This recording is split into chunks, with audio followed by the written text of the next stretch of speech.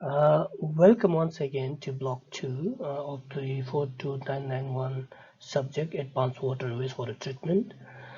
This is the session 3. This is the last session of the 3 sessions that we have for this subject. In this session, we will be discussing mainly the biological processes of wastewater treatment, especially related to conventional activities / process and the membrane bioreactor as an advanced form of wastewater treatment, and also some of the, the issues and challenges. We will also be touching some of the basic design aspects of activity / process and the membrane bioreactor. At the end, I also will be explaining what are some of the requirements and expectations of assignment 2.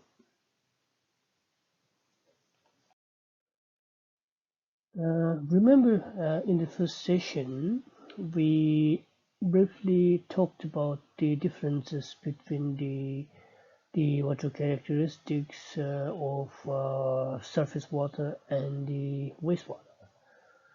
Wastewater contains much higher pollution load compared to the surface water, and also wastewater is much more complex in terms of the composition, because the composition can have a wide range of contaminants, because the wastewater must be coming from very many different sources. Maybe say if it's coming from a household, maybe it's coming from the kitchen, toilet, laundry, car washings, and so many other uses. And it may be coming from the office buildings, institutions, business establishments, and or maybe from the commercial establishments. All those sort of things can contribute wide range of contaminants, and they may vary in terms of pH, in color, etc. So they are very complex, and has this treatment target has to remove all these contaminants present in wastewater. So wastewater treatment depends on all three processes. If you remember, in surface water treatment, we mostly depend on the physical processes and the chemical processes. But here, the one of the main features of the wastewater treatment, especially the domestic wastewater treatment, is the biological innate processes. Some industries also some industrial wastewater may also contain a lot of organic matter. In such cases, of course, the biological treatment process will form the main treatment process. But yeah, of course, some other industrial wastewater may contain inorganic contaminants, which means biological treatment may not be necessary. Biological process for water treatment. So what is a biological process?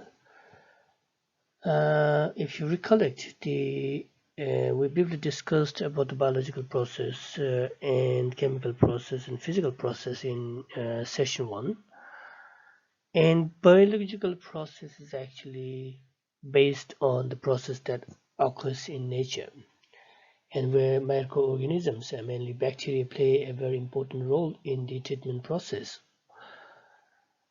In nature, if you observe any organic matter, say such as dead carcass of animals, or maybe human, or whatever, or any organics food that you throw, any other organic waste that you throw, after some time they will decompose itself.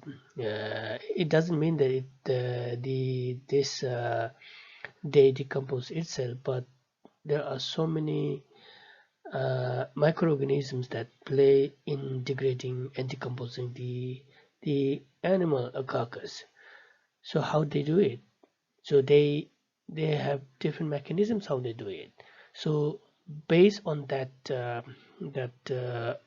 concept, we apply this one in the treatment of wastewater. So in removing most specifically the organic matter present in the wastewater. As you know that organic matter is one of the largest constituents of the wastewater coming from the households. So in fact we are uh, accelerating the biological process in wastewater treatment by controlling some of the parameters that is responsible for the growth of the microorganisms. So the role of the microorganisms include in wastewater treatment is in removing or decomposition of the carbonaceous organic matter. So usually we measure in terms of biological oxygen demand, the organic that is biologically degradable. And also the other mechanisms include coagulation and flocculation of the suspended solids. So what happens is when the microorganisms grow there, and usually in the wastewater treatment plant lactic activated sludge process, they are in the suspended form. So the microorganisms are in the suspended form. So they what they will do is they eat the food and then they release or excrete a slimy substance which we call EPS, extracellular polymer substance. This can it's like a glue-like substance, and they can help to form floc, coagulate, and formation of floc. Something like similar to the water treatment where we add chemicals to allow coagulation and flocculation. So the same thing happens in the wastewater treatment plant, but this time with the help of the biological activities, not really adding chemical coagulants. But sometimes, yeah, we do have to add coagulants as well. But mostly the biological does it. And then in that process, the suspended solids can be removed by forming the larger flocs.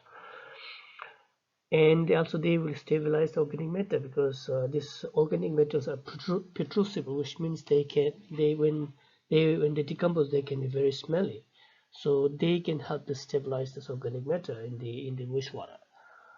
So the types of there are many different species, thousands of species of bacterial organisms in water that's responsible for the removal or decomposition of organic matter, but the majority is the heterotropic organisms that are mainly responsible for the biological activities in the wastewater treatment.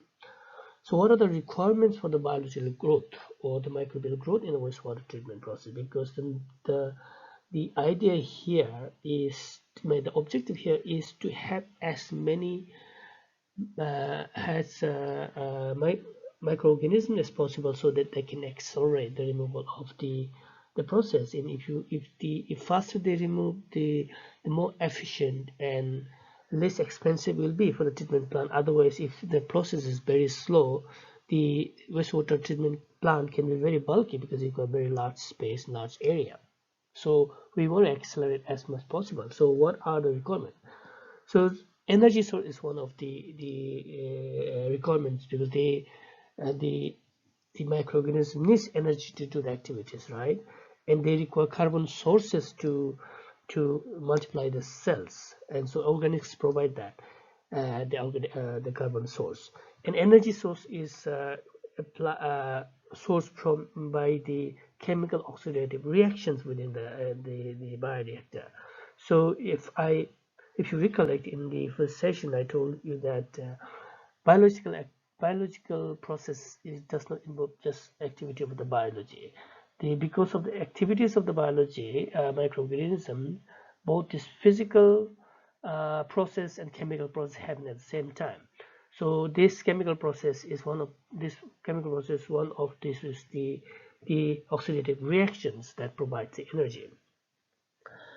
And the microorganisms need also the other nutrients, like inorganic nutrients, major nutrients and micronutrients for them to do well and survive and multiply, because it's not just the food, they also need other the nutrients. So, And most of these nutrients, as essential and major nutrients and micronutrients, are generally present in water, and you don't have to really put some. In only few cases, probably, if the micronutrients may have to be put, otherwise, usually they are all present in the wastewater.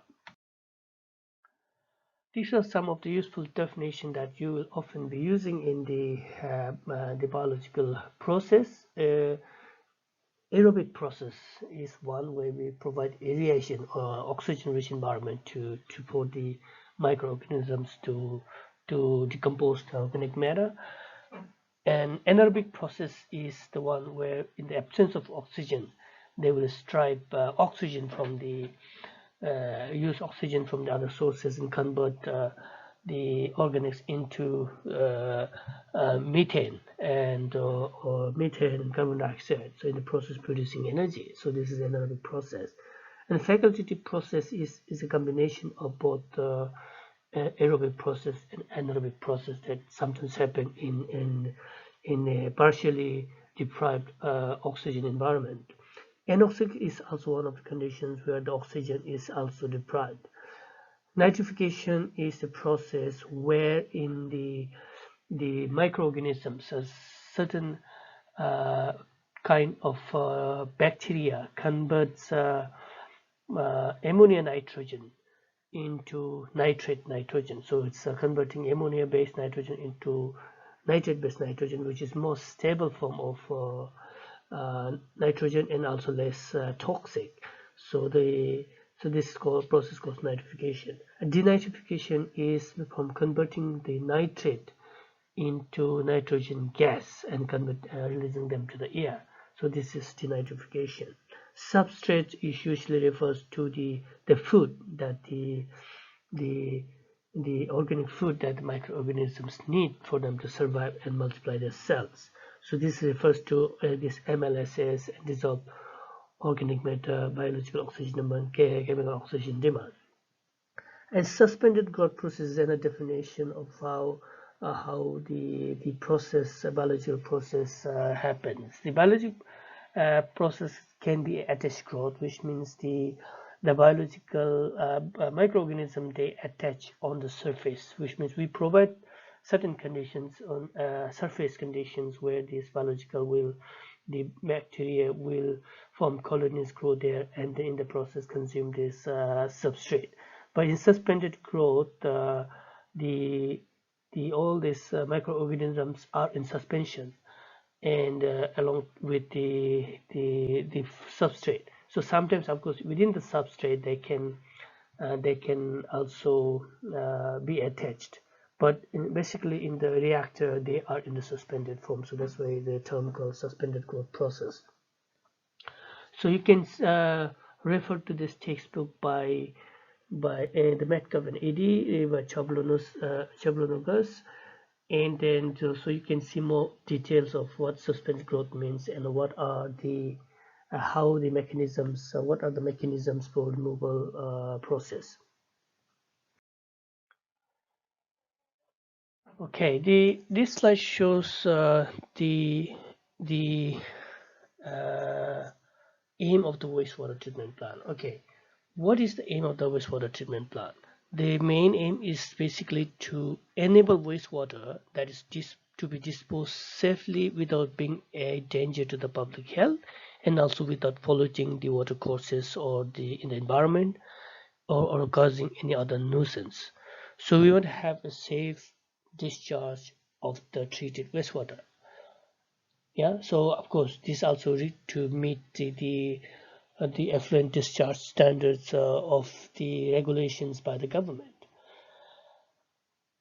And if you look at the major composition of the wastewater, you will see that 99.9% is water, and only 0.1% is the solids that we are targeting to remove.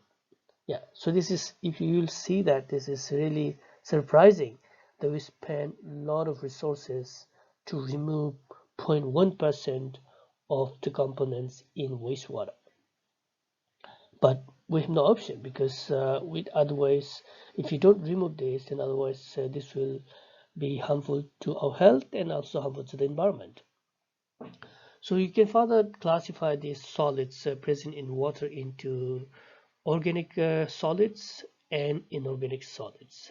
Yeah, solids, we're not talking about solid that's not dissolved, so it can be solids in the dissolved form. Okay, so we have organic solid, which may be a proteins, which may be carbohydrates, which may be fats.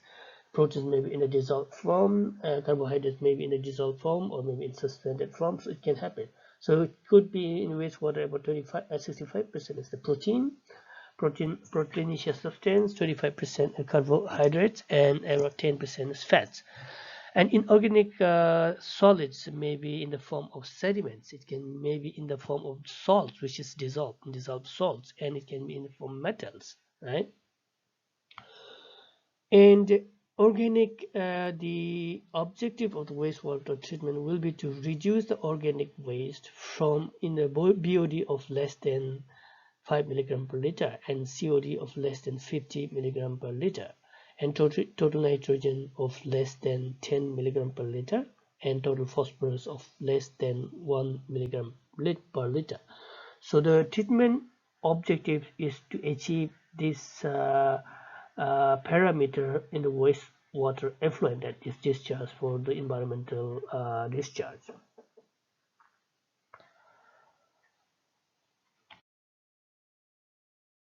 Okay, so in the conventional wastewater treatment processes, usually there are 3 to 4 stages, and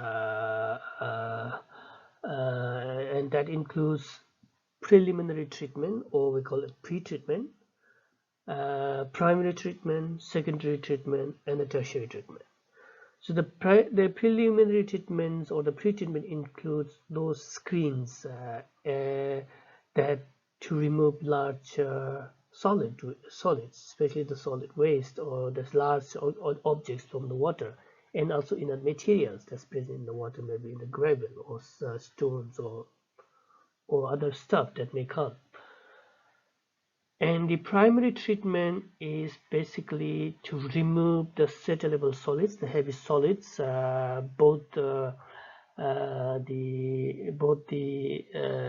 inorganic solids and organic solids. But we basically target the settleable organic solids in the primary treatment, because if inorganic particles come, then it can be a problem to the biosolids. So which is usually in the preliminary treatment, this grid chamber will remove the settleable inert solids. The secondary treatment refers to the biological treatment. So biological treatment, we are targeting the dissolved organic matter, and that is to be converted in solid mass by using bacteria, the microorganisms.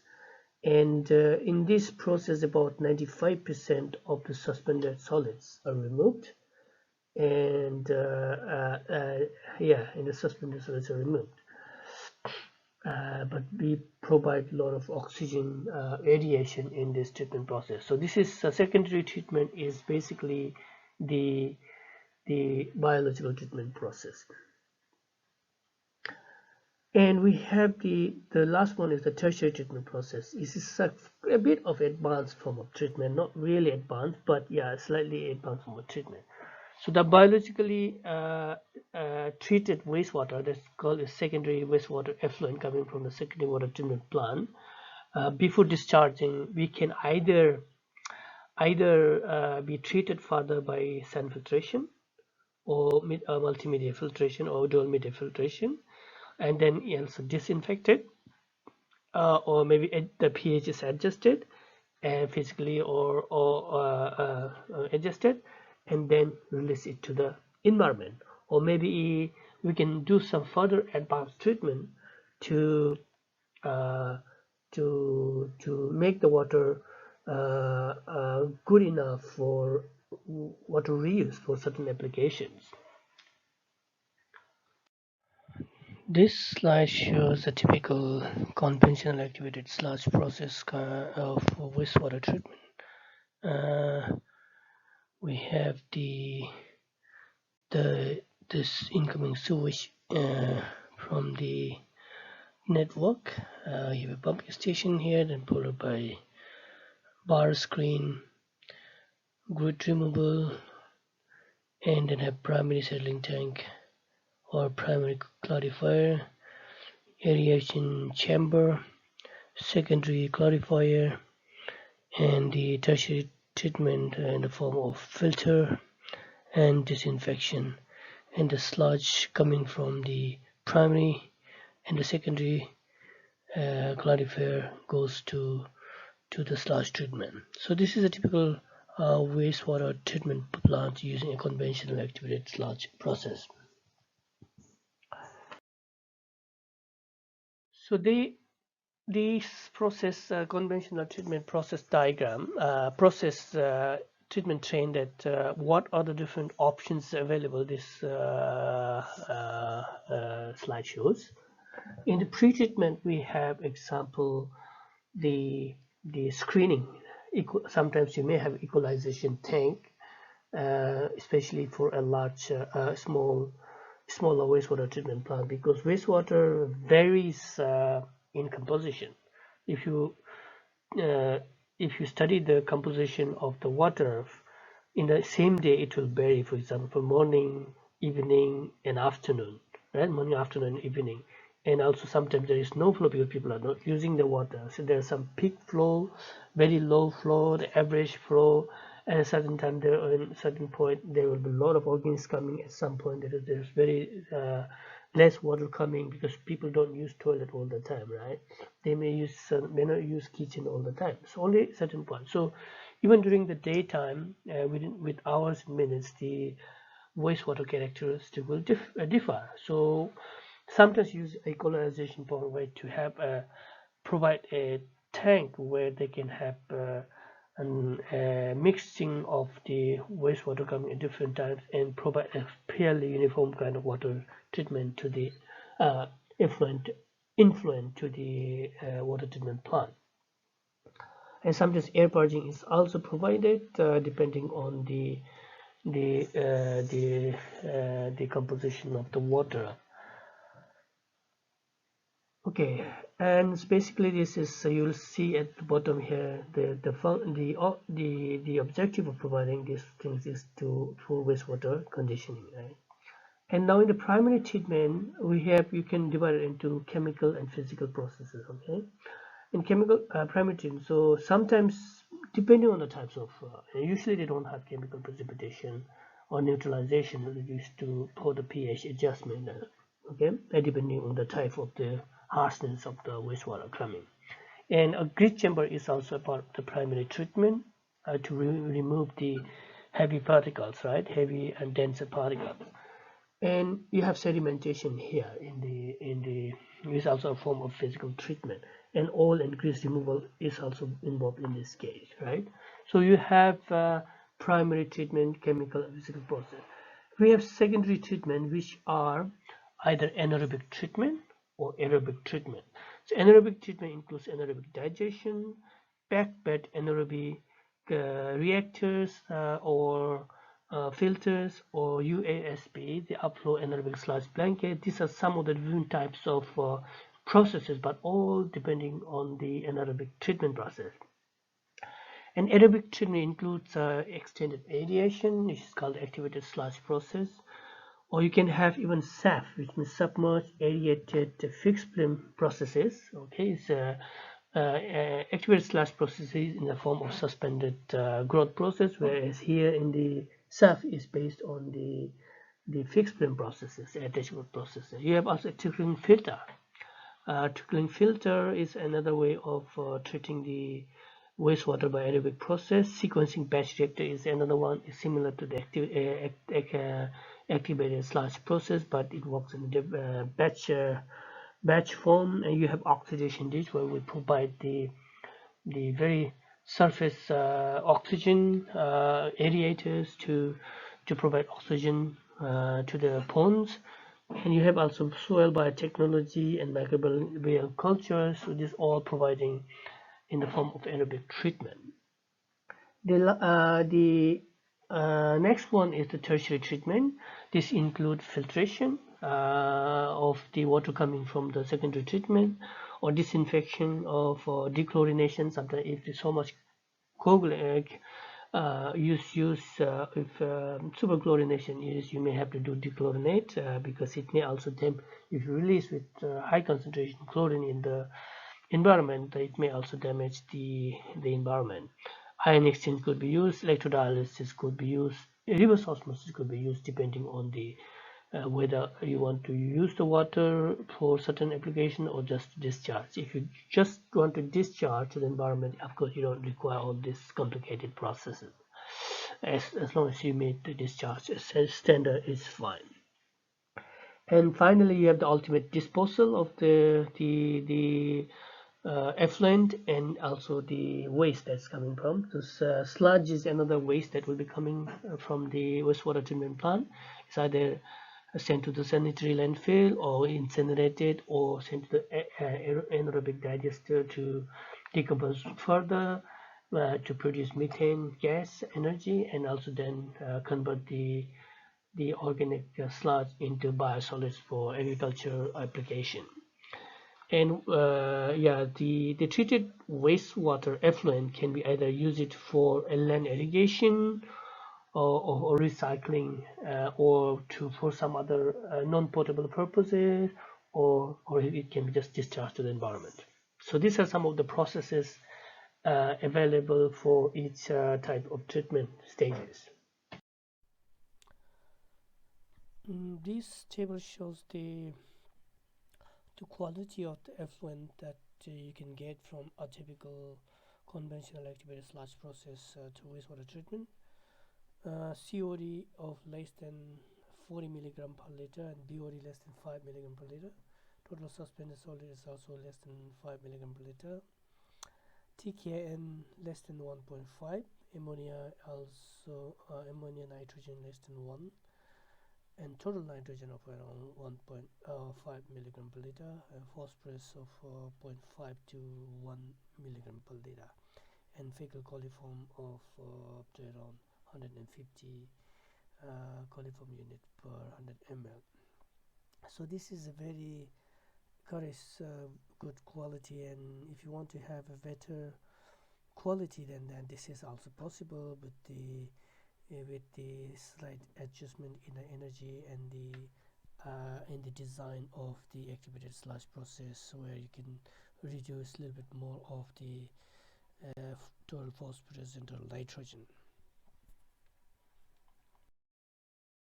Now let's focus on the activated sludge part of the treatment, because we have the grit removal and the bar skin is almost similar to the water treatment plant that we have covered in session 1, and the primary clarifier is also similar in design to the settling tank in the sedimentation tank in the water treatment plant.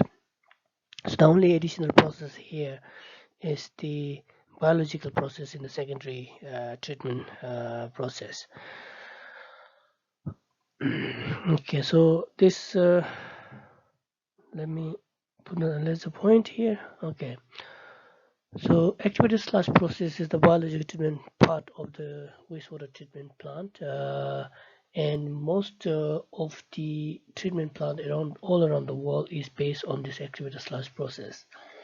And you can see the profound contribution of the two guys, Arden and Lockheed. They discovered this activated sludge process in 1913, so quite a long history, more than 100 years. So it's a form of an aerobic biological treatment for removing the biological oxygen demand, or the dissolved organic matter in the form of BOD, and also the nutrients, nitrogen and phosphorus. And it's the process is a form of suspended growth process where you provided aeration to provide oxygen for the microorganisms to grow and biodegrade organic matter. So it's essentially used as secondary treatment to targeting the dissolved organic matter and the suspended solids. And a typical wastewater treatment plant using conventional activated sludge can remove up to 98% of BOD, total calcium nitrogen of around up to 95%, and total nitrogen removal of around 90%, and then pathogenic removal in the order of magnitude 1.2. So it provides a very high quality water treatment, and because of the reason that this technology is one of the oldest technology in wastewater treatment, and also is widely adopted all around the world. There are two in so let's talk about the process configuration of a typical activated sludge process. So you just see the figure over here. So I've just provided the secondary treatment area. It consists of two major parts, two major components, I would say, or two major unit processes. So we have aeration basin here and the secondary clarifier. Yeah, so they work almost together. Okay. So aeration basin consists of is a biological reactor, so where you provide a lot of oxygen for the biological activities to happen, and this oxygen can be provided in the form of diffusers, which located at the bottom of the tank, where the air bubbles through the using the air compressors, or it can also be in the form of a surface mechanical aerator. So whichever. So in both the cases are used depending on the design of the design based on the requirement of the owners and also the designer. The secondary sedimentation tank. So secondary clarifier. So these are the two major unit processes. So many different species of organisms are involved in that biodegrade or biologically eat up all this. They call it they call it usually bugs, right? So all these bugs eat up the organic matter present in the wastewater as a source of their food to multiply their cells and to get the energy. As the bacteria consumes the food, they multiply and grow and increase their cell population, and in the process, and again they release kind of slimy substances, because usually bacterial microorganisms, they produce slimy sticky substance as well when they after they eat, and then they release. So this can also act like a coagulation and flocculation, and leading to more agglomeration of the what's say the microorganism. That's the reason you'll see that in activity sludge process you'll see a lot of biomass that you can literally see. It's not that you can't microorganisms you usually can't see with your naked eyes, but here you'll see that it's all formed in the form of sludge. So we call it mixed suspended solid liquid.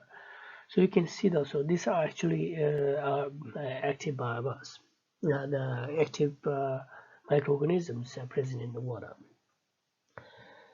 And then they once they form that kind of multiply cell and then suspended solid in the form of suspended solid, they can, once they go out of the bioreactor, then they can settle in the secondary clarifier, and then be removed as the activated waste sludge. But certain amount of activated sludge is returned back to the aeration basin, because you want to maintain the very rich population of active microorganisms in the bioreactor, because they are responsible for the removing the BOD. So you don't want to flush out all the active microorganisms to the waste. So some has to be removed, returned back to maintain the rich and constant population. So this, how much to be returned will depend on how much is present, and so there is a calculation that you can make it. And so just because, and that's why you are trying to maintain a very active biomass. So the one which you are settling at the secondary clarifier at the slash that settle at the bottom is very active biomass. So that's you return here back. So that gave the name of the called the activated sludge process. And the activated return sludge is denoted by return activated sludge RAS, and the portion of the sludge that is removed as a waste is called WAS, or waste activated sludge. Okay, so what's the function or the purpose of the activated sludge process? What's the function? The main purpose of the activated sludge process is to oxidize and remove the carbonaceous and organic biological matter in the wastewater.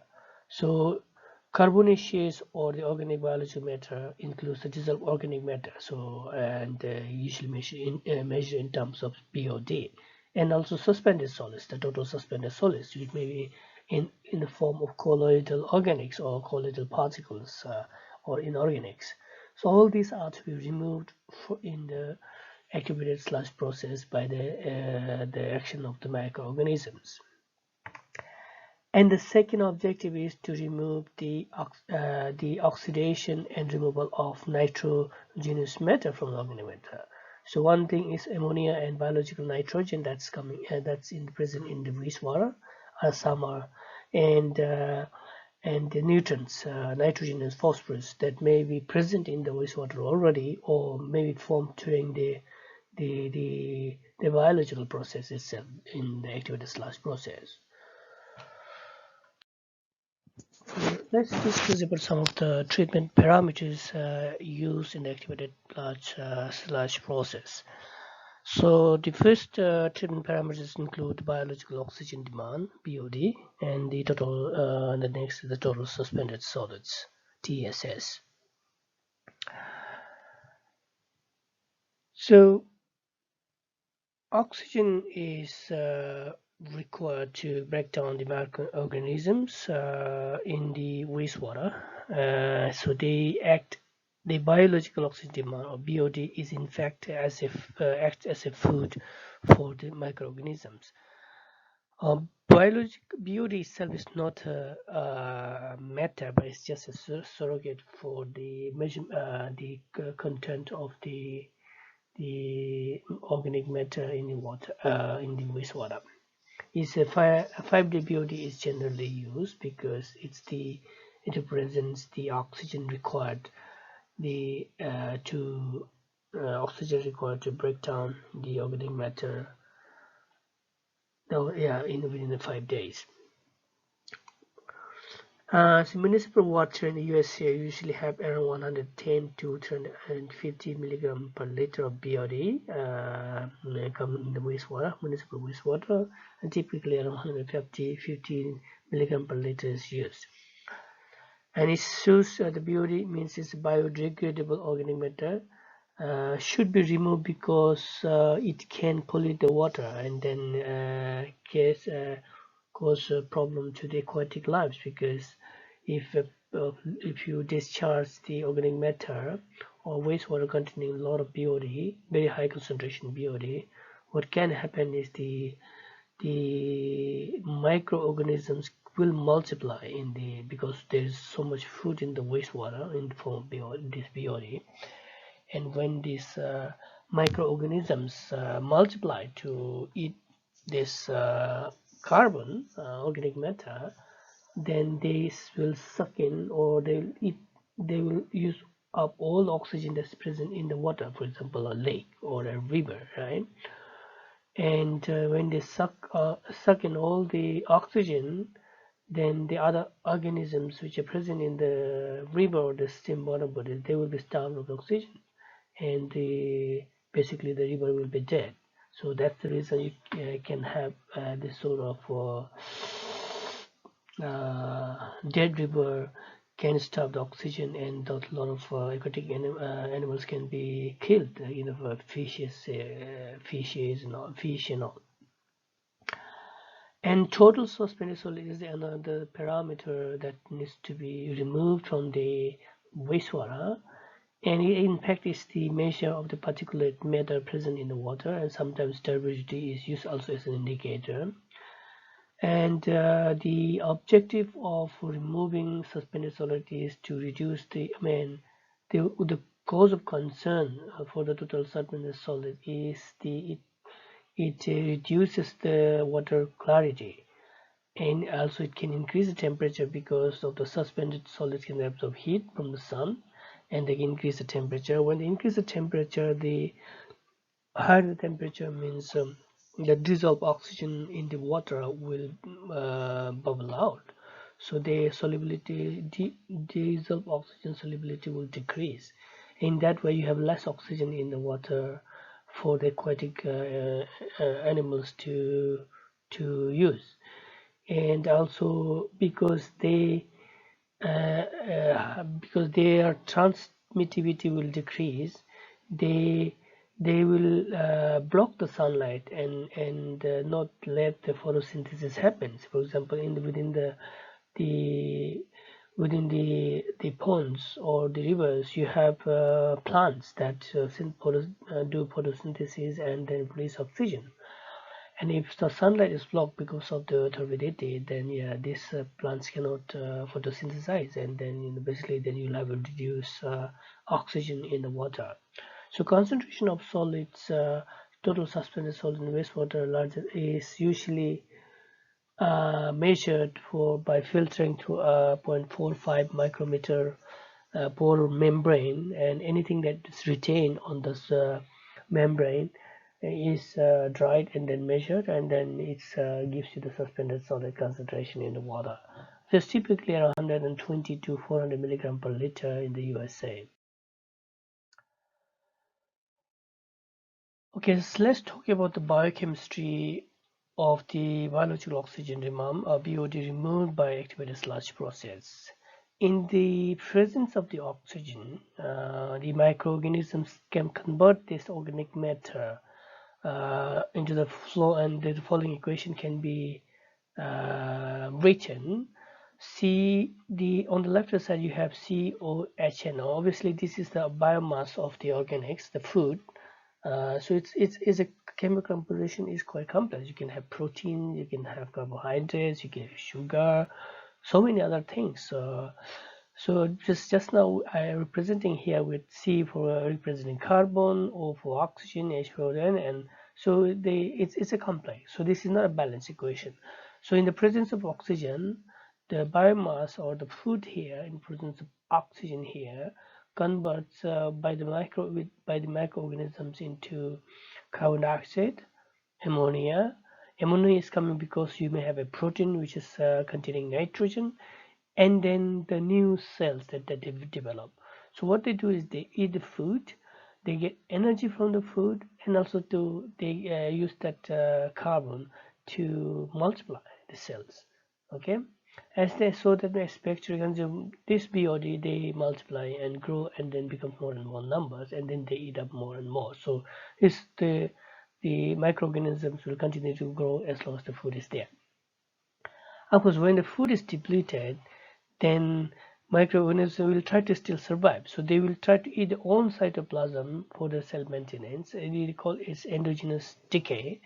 And so the same microorganism equation here, in presence of oxygen, they will convert into carbon dioxide, water, and then ammonium bicarbonate is one of the byproducts, so it will be produced. And then again, yeah, ammonium byproduct, and the other form is the energy.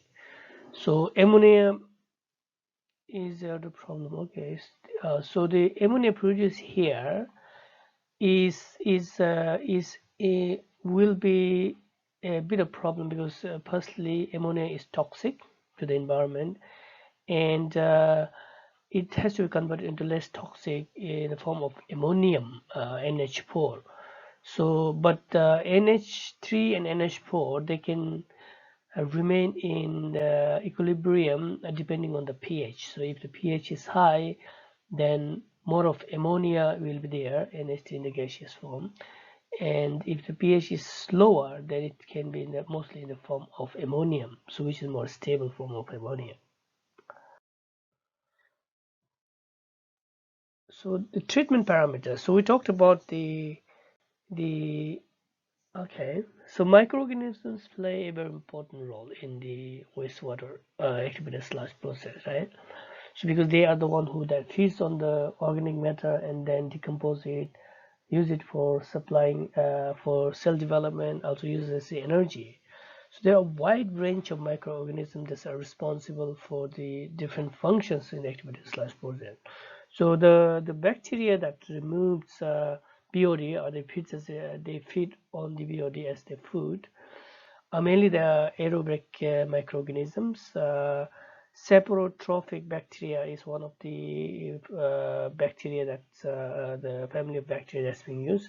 Protozoan is another bacteria family used, like, and then there are variety in different names here, so that you can look. So some of the pictures also show different shapes and sizes, and so they all these types of bacteria can be seen through the microscope if you sample the activated sludge, and then so they are all responsible for eating up the or biodegradable BOD from the wastewater. Most of them are healthy bacteria, but sometimes, depending on the operating conditions, if the operating conditions are not going as it should be, then you can have some problem like the growth of filamentous bacteria. So this species of bacteria is like a tree branch kind of thing, like very network, and then they don't really settle well, and they see especially formed when the food is less, the food to microorganism ratio is low, or that when the oxygen aeration is too much, and then they tend to like growing on the oxygen rich environment. So that's why you have to control the oxygenation or the aeration, so that this filamentous bacteria doesn't grow.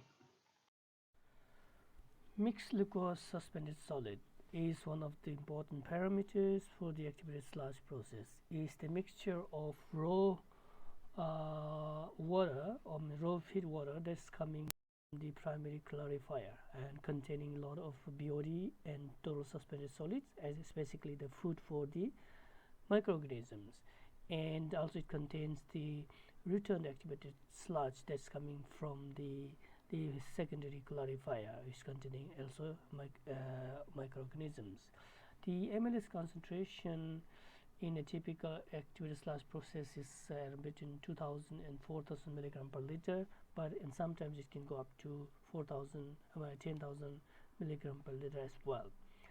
The higher the mixed liquid suspended solid concentration is better, because you have more number of microorganisms, means that the degradation of BOD will be much faster. So in that way you require smaller reactor volume, and also that way reduce the footprint.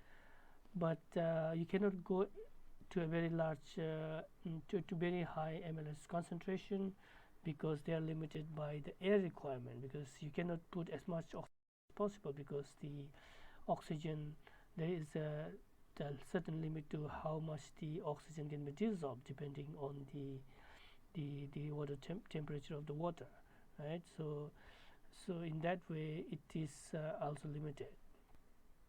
And also you cannot go too high also, because if there's too much concentration of MLSS, then it takes time for settling at this secondary clarifier, and if it takes time to settle, then you require a very large settling tank, so which is not economical. So you have to have a economical you have to have optimum sludge concentration, MLSS concentration, so which is usually around 2000 to 4000 milligram per liter.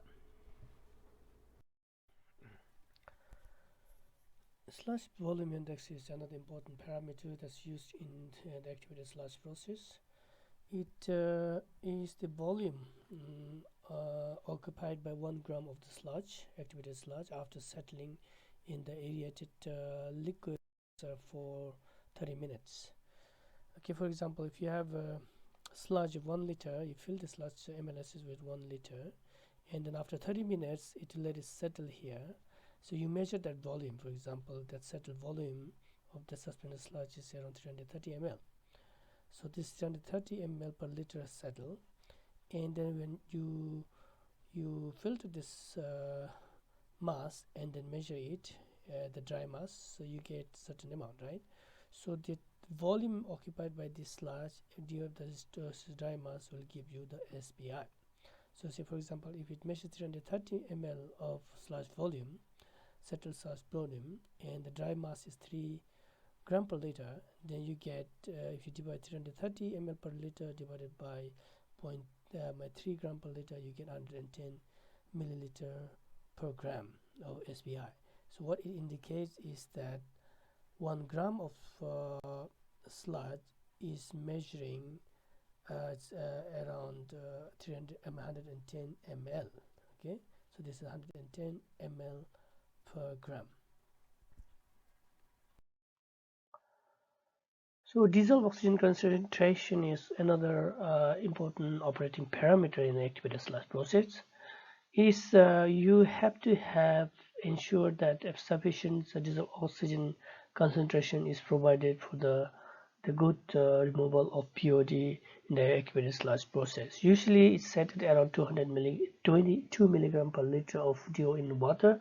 I think that's the maximum solubility in the water. Of course, it depends on the temperature. The lower temperature, the higher DO can be dissolved in water.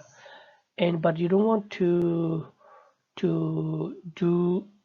provide also very high DO, because it will be waste of energy for the aeration, because not all oxygen that is provided through aeration to have a higher DO will not be able to dissolve in water, and or they may not be all used up by microorganisms. So it has to be optimum DO concentration that you provide in the form of aeration. So if you provide too much, then as I said earlier, it favors the growth of filamentous organisms, and that won't settle easily at the bottom, and it may still be in suspension, so this becomes difficult to remove. And you also don't want to have a too low dissolved oxygen, because if you have lower DO concentration in the water, then the BOD removal will not be enough. So because microorganisms cannot have enough oxygen to biodegrade all the BOD present in the water.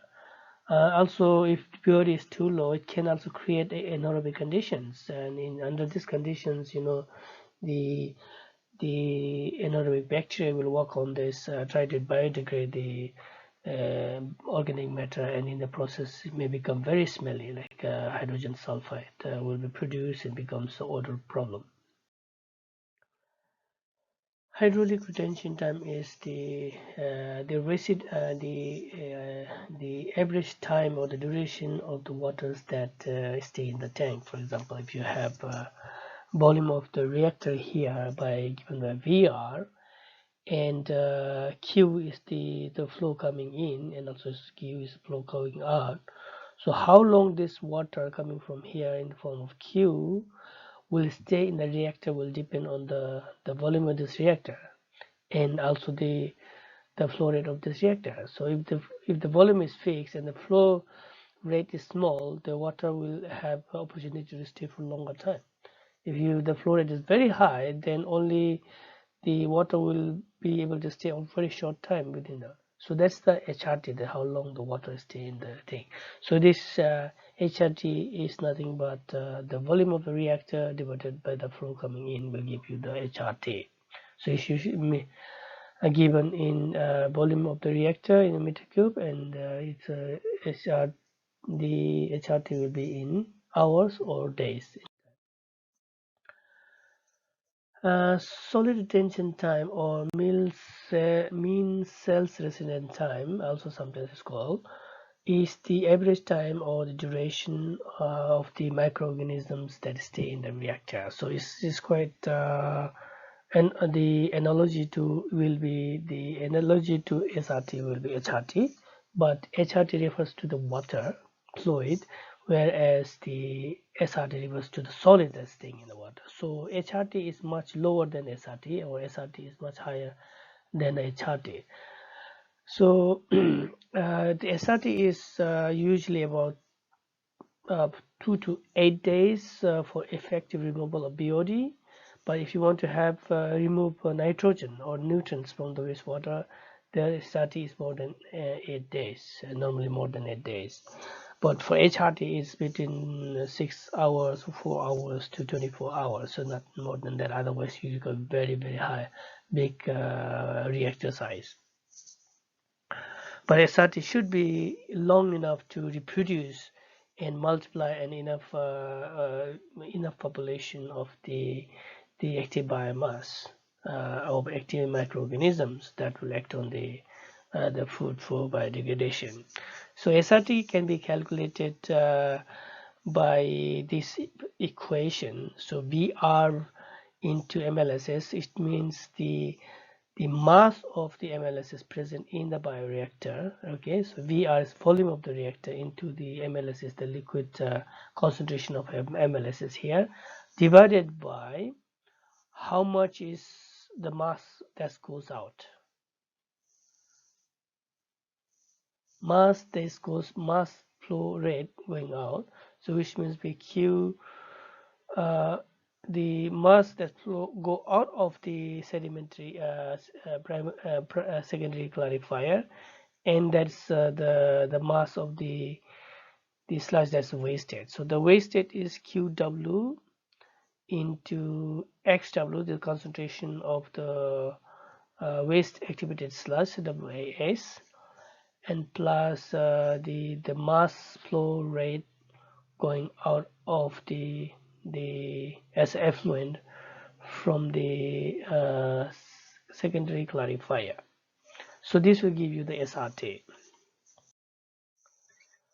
And food to microorganism ratio is another very important parameter, because you don't want to, because this represents the amount of food available to the amount of active microorganisms present in the water.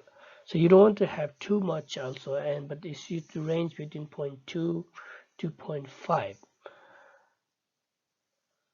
So if you have a too much food, more than by food to mass ratio, then what can happen is there is too much food and microorganisms cannot handle all the food. So your BOD treatment will be poor. So which means the BOD that comes out of the waste, I would say the reactor, is not, still contains undegraded BOD. So there will be insufficient removal of BOD. And sometimes if you have also, it can have start bulking, because bulking of the MLSS sludge, and result in poor settling, because if there's too much food, the microorganisms have too much to eat, and then they can, instead of becoming light, it can also result in the poor settling sludge. So FM, the food to microorganism ratio, is calculated using this following equation. Q into LA is the food, right? The amount of food coming in to the bioreactor, divided by what is the mass of the activated mixed liquid suspended solid concentration into in the volume of the reactor.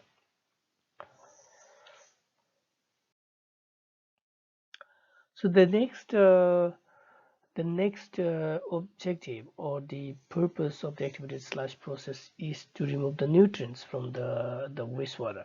So nutrients are nitrogen and phosphorus. So where are the sources of nitrogen? So nitrogen is one is the organic nitrogen that's present with the food that and the microorganisms itself. So you have proteins which contains nitrogen. The organism they themselves will die, yeah, and they will also have nitrogen. So the organic nitrogen comes from various organic molecules and the microorganisms, and also comes from the urea, hydrolysis of urea that's present in the urine.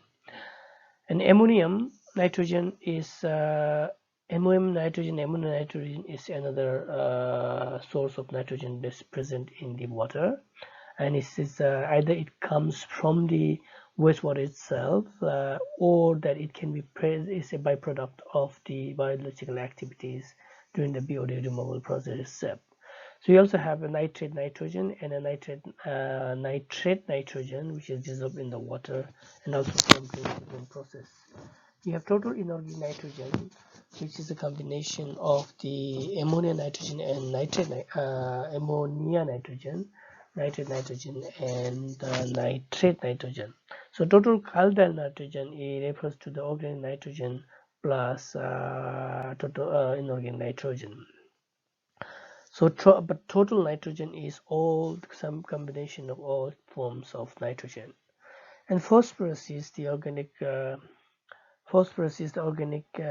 is present in the form of organic phosphate, which is usually bound with organic matter, and polyphosphate and orthophosphate is other soluble form of phosphate present in the water. So nitrogen and phosphorus are the two major nutrients that is need to be removed in the activated sludge. Why do we remove the nutrients from the wastewater? The nutrients has a lot of implications on the receiving water environment. So their removal from wastewater is very important.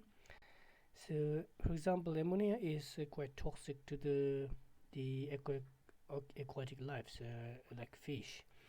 The ammonia concentration greater than 2.2 milligram per liter is considered toxic to the plants. So you need to be lower than that.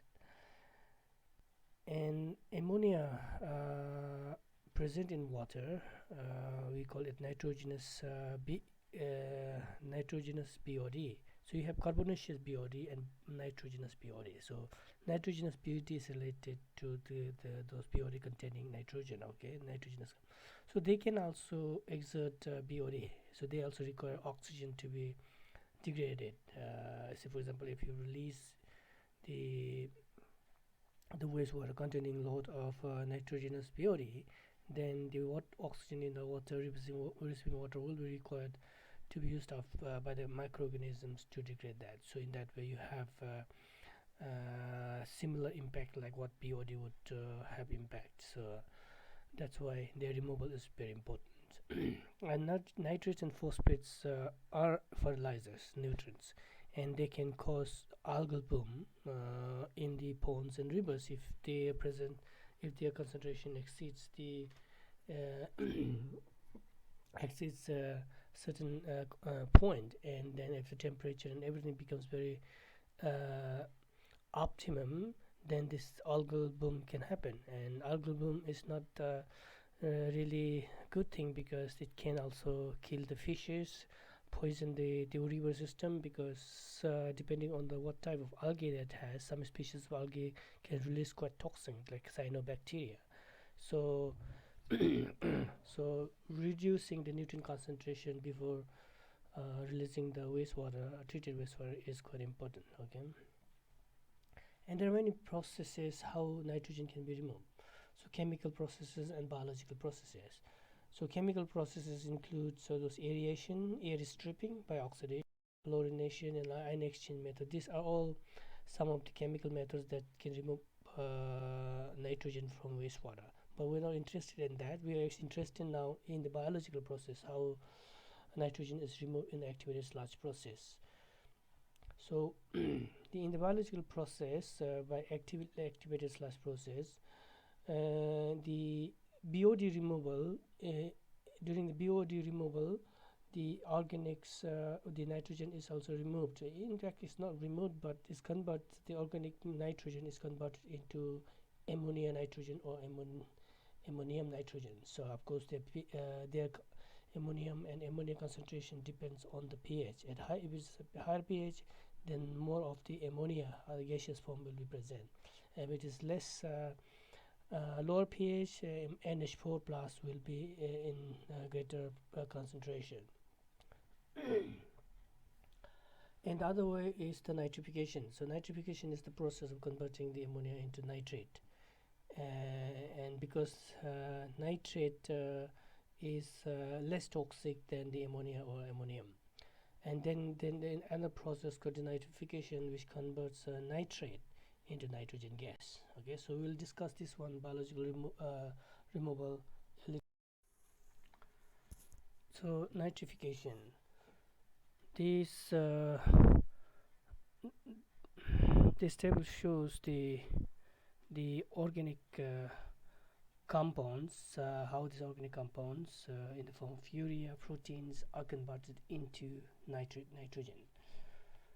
the nitrogen compound present in the water, in the wastewater, comes from the organic compounds, right? Maybe it's in the form of proteins, and also as present in the urea, in the coming from the urine.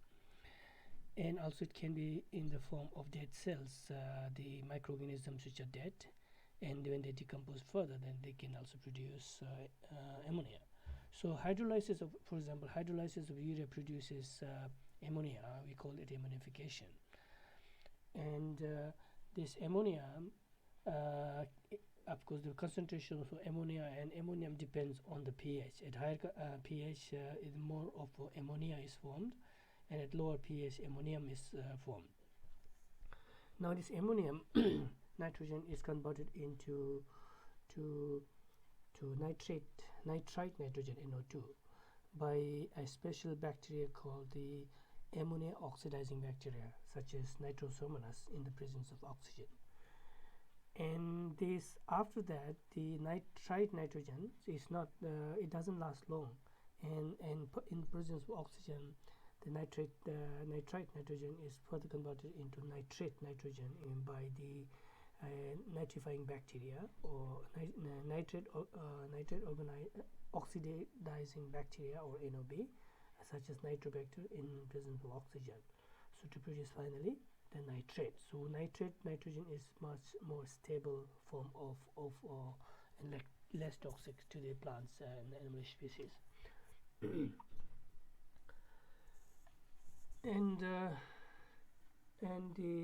So this equation shows some of the reactions happening, and it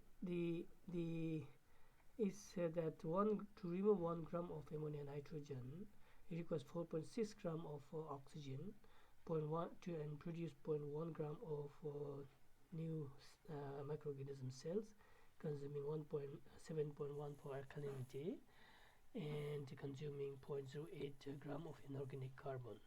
So many process parameters, factors impact the efficiency of the nitrification, such as the food to microorganism pollutant, purity concentration, related to purity concentration, pH, oxygen concentration, temperature, MLS concentration.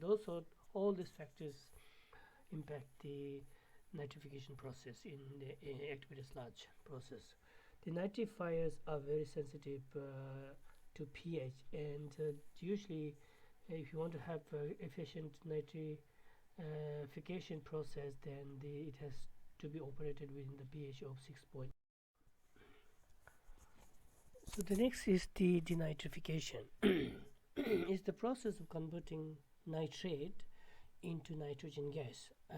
It does occur in 3 different denitrification stages, and at each stage different types of bacteria, denitrification bacteria, is responsible for that steps. And of course, denitrification occurs in the absence of oxygen, because it's the reduction process here, not the oxidation process. It's the opposite of that. It's removing the oxygen. And what happened is with that, in the presence of oxygen, the if the if you have a separate pond where there's no aeration, so which means the oxygen is disturbed, in that with the it's anoxic zone. So in the anoxic zone, what happens is when there is no oxygen, then this denitrifying bacteria will try to still survive, they for the cell maintenance. So what they do is and when there is a lot of food there, so they eat the food, and to oxidize the food they need require oxygen. So but oxygen, if oxygen is not provided, then what happens is they have the ability to strip oxygen from nitrate. So which means NO3 is converted into, the oxygen is removed for the cell maintenance, and then in the process nitrogen gas is removed. So you have here nitrate nitrogen converting into nitrite nitrogen, then it's converted into or N2O, and then further it is released as nitrogen gas, elementary gas. Okay. And all these are done by the denitrifying bacteria. And there are many different types of bacteria. Up to 50 genera with over 125 different species have been identified as responsible for denitrification. Okay, this why is anoxic zone or the denitrification zone placed before aerobic zone or before the nitrification zone? But based on the process, we know that denitrification happens after the nitrification, right? So without nitrification, denitrification cannot happen. So first involve the formation of the nitrate from ammonia to nitrate, oxidized ammonia to nitrate, right? So which means and after the nitrification then happens the denitrification. But usually you'll see that from here process configuration that denitrification is located before the aeration tank. So the nitrification happens in this aeration tank, and then denitrification happens before that. So this is a little bit of adjustment here that's to be made, because if the anoxic zone is located after the aerobic zone, then the problem is that during the denitrification process, this denitrifying bacteria also need food, but the food is already used up in the aeration tank. So if there's not enough BOD, denitrification bacteria will not have enough food to eat and do the denitrification process, right? Because they need food to eat, and to eat that food they strip oxygen from nitrate, and in that way denitrification happens.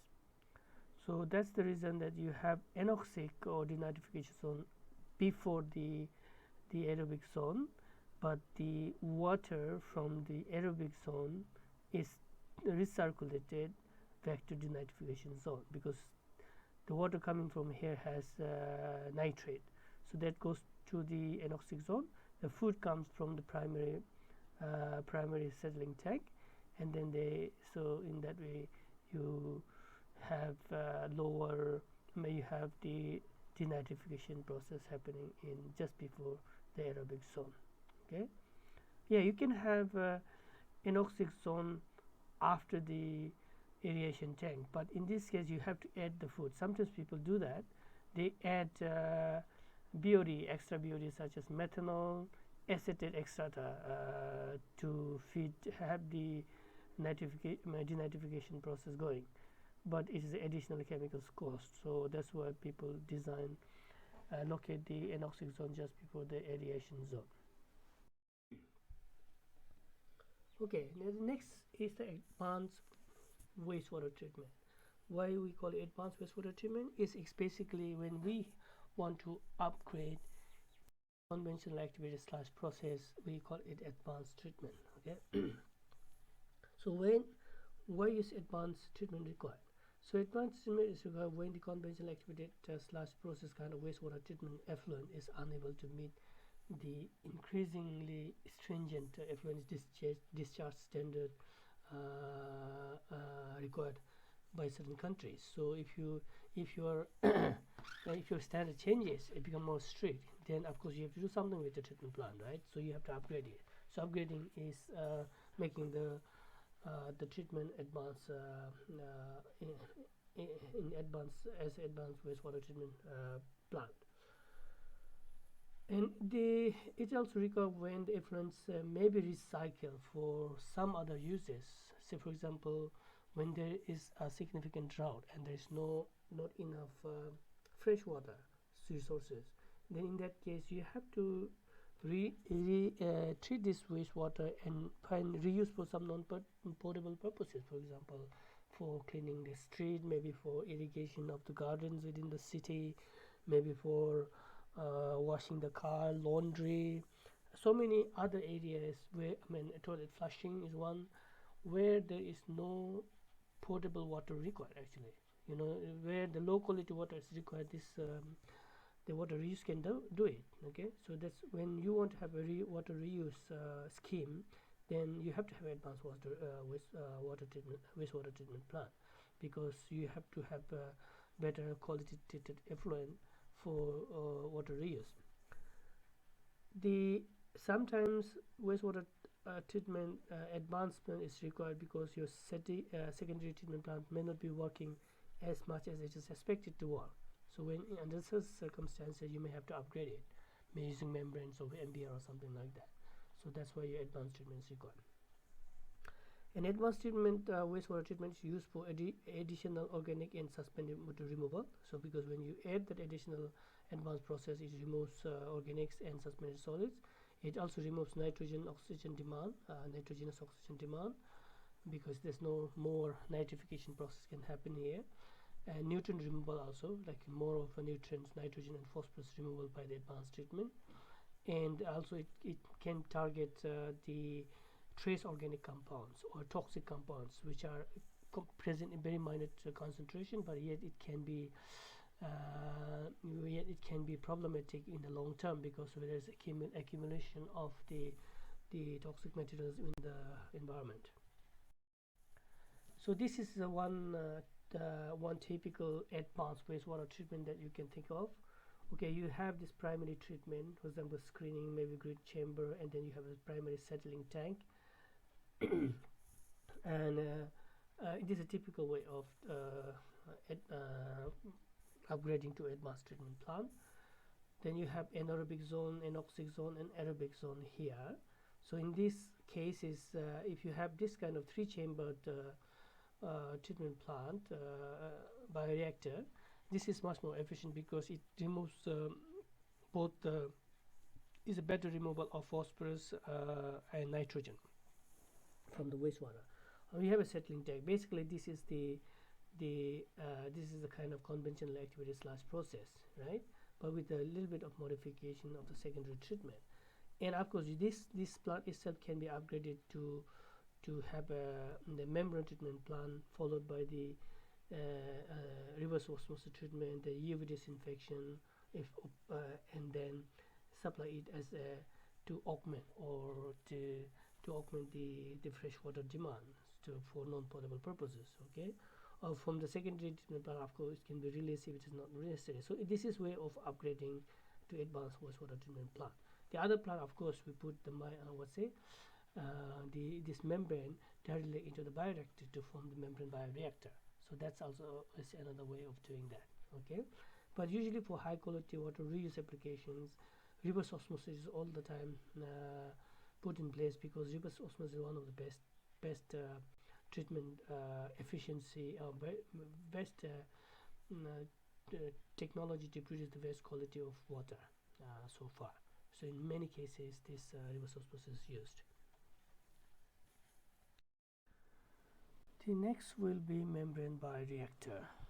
So we will be talking about what is MBR, what are its features, what are the process configurations, what are the processes involved, and also some basic calculations. So MBR actually employs a biological reactor and a membrane filtration unit in a unified system as a part of the secondary wastewater treatment plant. So in that way, we are basically removing the need for a secondary clarifier in a conventional activated sludge process. As you know, if you remember from the conventional activated sludge process, the activated sludge is a combination of the bioreactor and the sedimentation, a secondary sedimentation unit. So instead of a sedimentation unit, we usually submerge the membrane inside the bioreactor and apply the vacuum or suction to filter the water and produce very good treated wastewater. The objective of activated sludge in this MBR reactor is basically to produce sludge which is filterable, whereas if you remember in the conventional activated sludge process, our aim is to produce as certain level sludge as possible, because after the aeration, the sludge will be going to the sedimentation tank, settle it there, and then again some sludge is returned back, whereas some are wasted, and then we get the clear effluent from the top for further processing. And in the same like the activated sludge process, we provide fine bubble aeration to provide enough rich oxygen to the biomass. And in the activated sludge process, in MBR bioreactor, in aerated bioreactor, we may even have to provide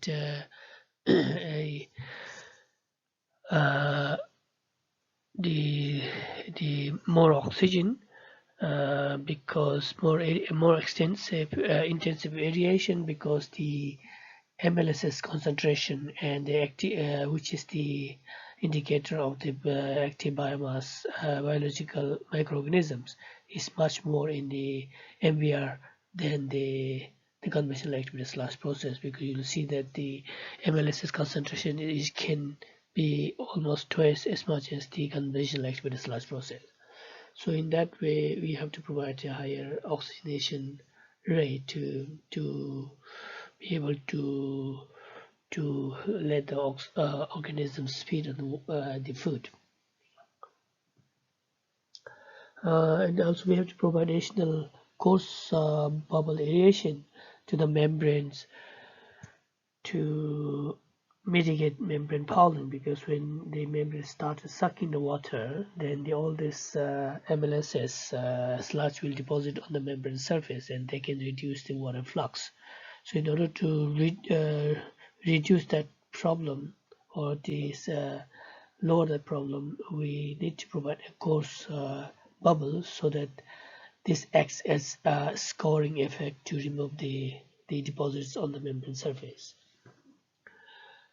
And membrane in MBR can significantly reduce the footprint of the wastewater treatment plant, because it replaces the secondary clarifier, and if possible, and also the sand filtration, if sand filtration is part of the tertiary treatment in a conventional wastewater treatment plant.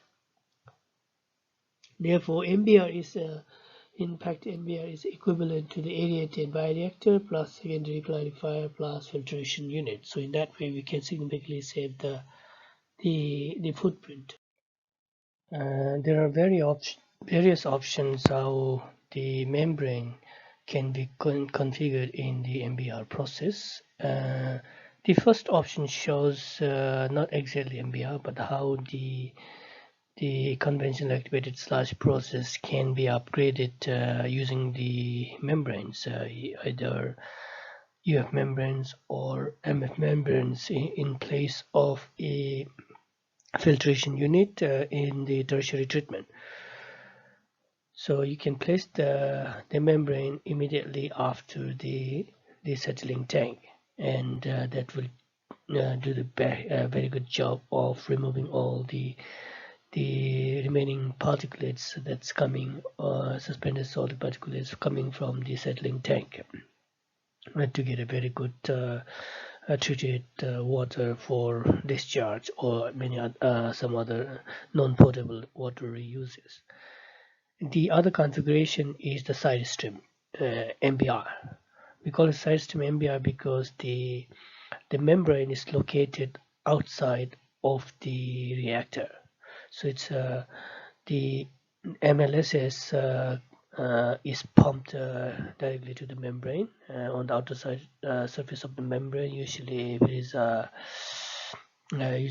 hollow fiber membrane, and then the permeate goes out, treated permeate goes out, and whereas the reject returns back to the bioreactor, and that keeps recycling it back in the again.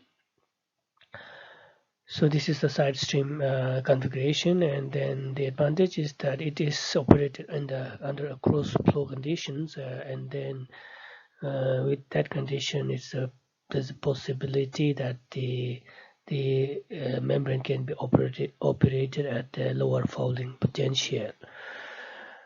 But the disadvantage is that it requires an additional pumping energy.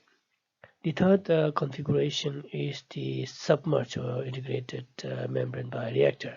In this case, the membrane is directly submerged inside the aerobic bioreactor, and it operates as a kind of a dead infiltration mode as compared to the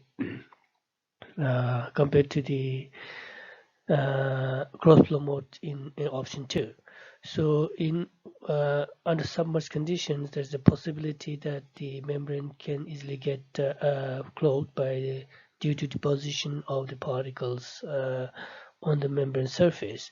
To prevent that, the coarse bubble aeration is provided so that it reduces the deposition of particles on the membrane surface and reduce the membrane flux. So additional energy is required for maintaining the flux. The fourth option, or the fourth configuration, is the submerged, but it is separated from the main reactor.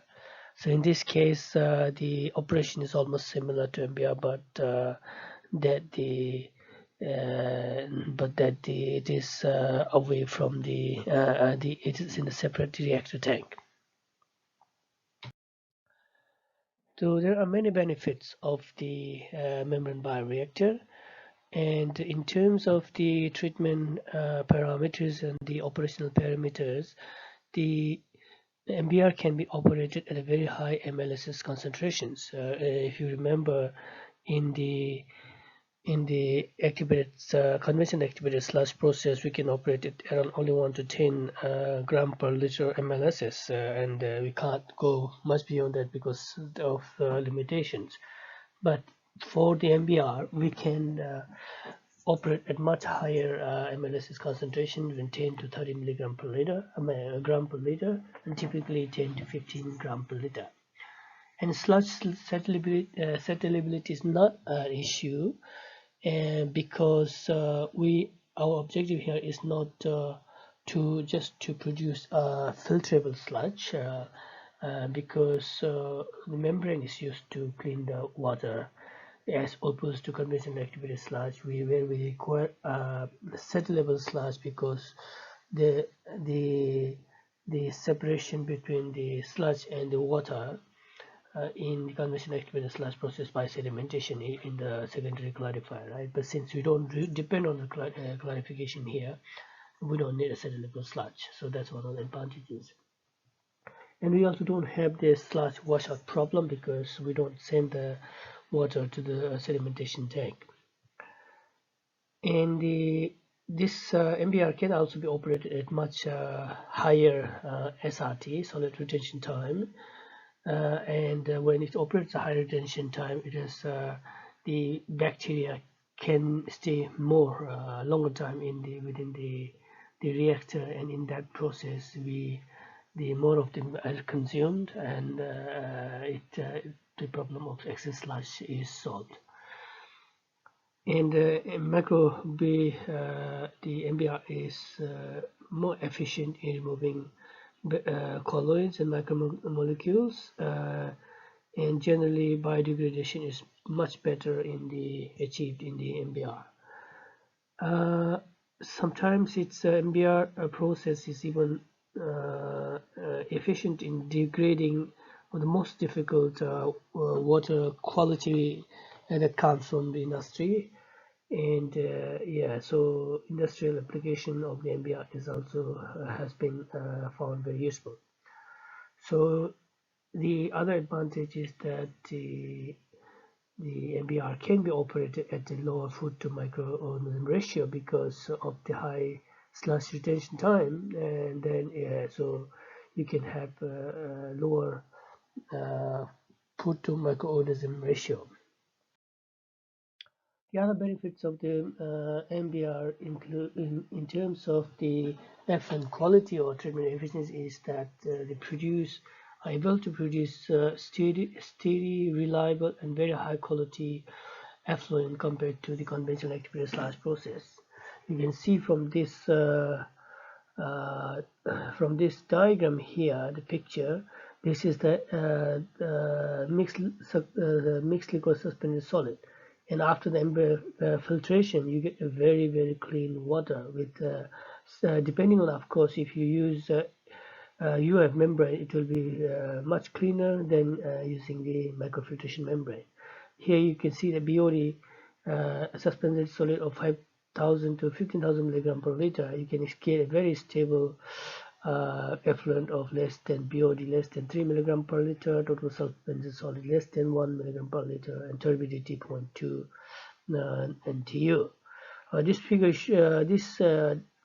plot shows a 4-month operation of the MBR, real MBR, and you can see that the average MBR effluent is around by just 0.02, less than 0.02, is less than 0.1 NTU, and fairly stable within 4 months of operation.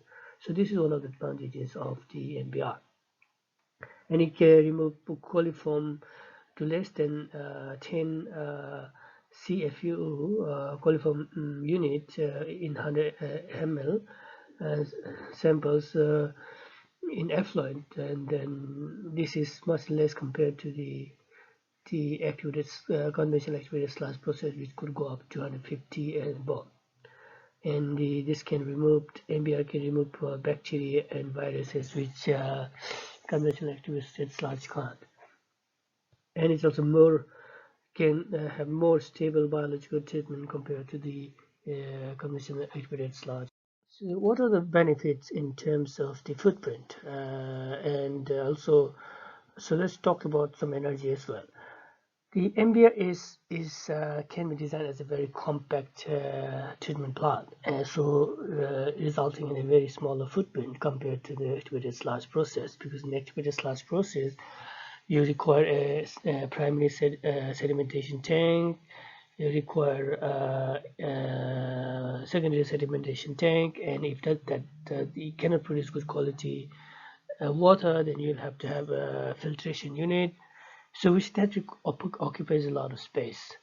But if you replace this one with MBR, then you can remove the sedimentation tanks and the filtration tanks, and then the bioreactor, the aerated bioreactor, and the membrane can be unified together in the same reactor. So in that way, you can significantly reduce the footprint of the treatment plant. From this figure, let me show this laser. Okay, from this figure, you can show that how much MBR occupies space compared to the conventional activated sludge process. For example, if the outer boundary here shows the conventional wastewater treatment plant using activated sludge process, but if this is done by complete replacing with the MBR, you can occupy only the space given by this yellow color. So which means you're saving more than 50% of the more than 50% of the space. So in that way, if the land is scarce and the land cost is very high, this cost can be very substantial savings. However, there are some challenges with the MBR that we must acknowledge. And so one is the high energy consumption compared to conventional activity/process. Of course, in both the cases, activity/process is present in MBR and also in conventional activity/process. However, for MBR, there's additional aeration required for coarse bubbling for maintaining the water flux to prevent membrane fouling, and also that you need to suck the water for the membrane. You have to have a driving force, which is created by the sucking vacuum provided to the membrane. So that also is additional cost. So these are some of the additional cost one has to bear if you want to upgrade with the MBR. However, you can, from this table, you can make out the advantages of the MBR compared to the conventional activity/process. So this is just summary of whatever we have already discussed. You say that you can see that the quality of the water that you get here is for MBR is much better than the conventional activity/process in most of the parameters, almost all the parameters that is listed here, and also the operation parameters advantages, because it can be operated at a much shorter hydraulic retention time of around 3 to 8 hours as compared to 4 to 24 hours in the conventional activity/process, and also that the SRT is also much longer for MBR, and in that way you have less excess production, which is very good for the treatment plant. Okay, membrane fouling is one of the biggest challenges in the MBR. Of course, membrane fouling is one of the critical problems in any pressure-based membrane processes.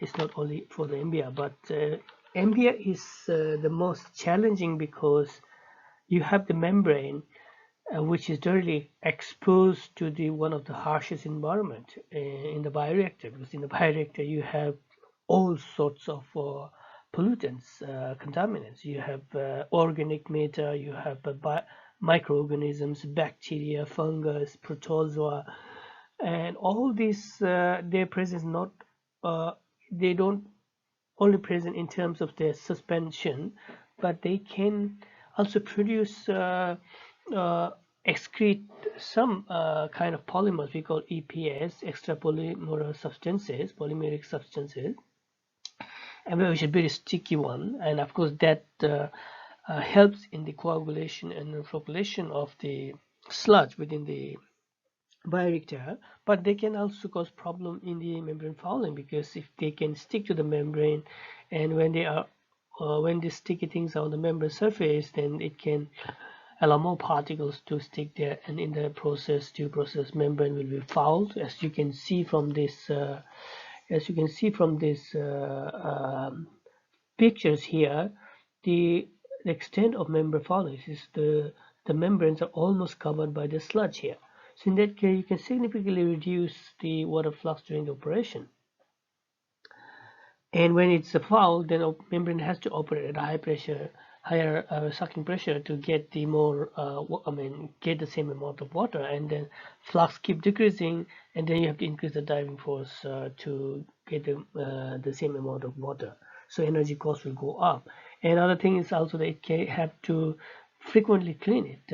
You have to clean it by physical cleaning method, and also you can clean by the using chemicals. But the problem with the membrane bioreactor, especially if if it is the submerged, because it's not easy to clean using chemicals because they are already in the bioreactor. So we call it clean in place, right? That you clean in the same place. That's not possible. So you'll have to take it out and then clean it outside. So that's one of the challenges of the submerged membrane bioreactor. And this is also still a relatively new technology. It's less than just over 20 years old, and around 20 years old, around 2 decades. And then still there are a lot of things to learn, and new developments are being made through research. And I'd say that it's when you have the sludge produced in the MBR, it's a bit more difficult to dewater the sludge compared to the conventional activated sludge process. I forgot to explain the energy consumption here. Although the energy consumption is quite high, but when you compare to the around 20 years ago, it is quite the reduction in energy is quite significant. Since in 1999 and 2000, so energy consumption was around 2.5 kilowatt hour of energy per meter cube of water that's treated, but it reduced to around 2 in around 2003, and now is less than 1 kilowatt hour of energy from a real plant. And if you look at this figure here, shows the distribution of energy for various components within the MBR process. But you'll see that majority of the pumps, majority of the energy is used up by the aeration for the membrane foul, to prevent membrane fouling, and also for the activated sludge process.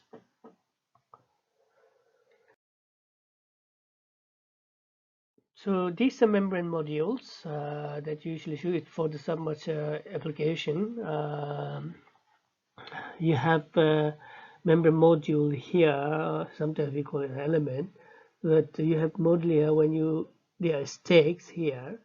I say four numbers of modules are staked from one frame, and then this frame can be again staked to 10 frames can be staked together from a cassette. So in the MBR unit, you'll have so many the cassettes of MBR membrane staked inside the bioreactor. And also you'll see that here in this membrane, you'll see the air bubble also coming from here. Is this usually the cause bubble, and this flow bubble has to be maintained, otherwise the particles will keep sticking on the membrane, and the membrane can fault easily, and then your flux will be reduced and output will be reduced.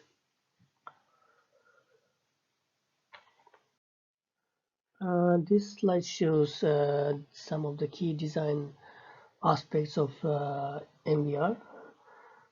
First involve the design of the bioreactor size, the aeration requirements within the bioreactor and also for the membrane process, and the energy required for this aeration, membrane module requirements, membrane fouling and their performance, cleaning and life and operability of the membrane, and chemical dosing required for the MBR applications or operations. But in our case, we will be mostly talking about 1 to 4, and the 5 to 6 we will leave for you to learn yourself more on this.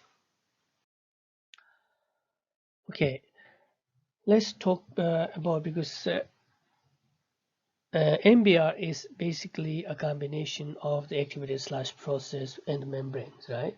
So that's together that's called membrane bioreactor. Membrane relates to the membrane, of course. Then the reactor is about the biological process, activated sludge process. So they combine together become a membrane bioreactor.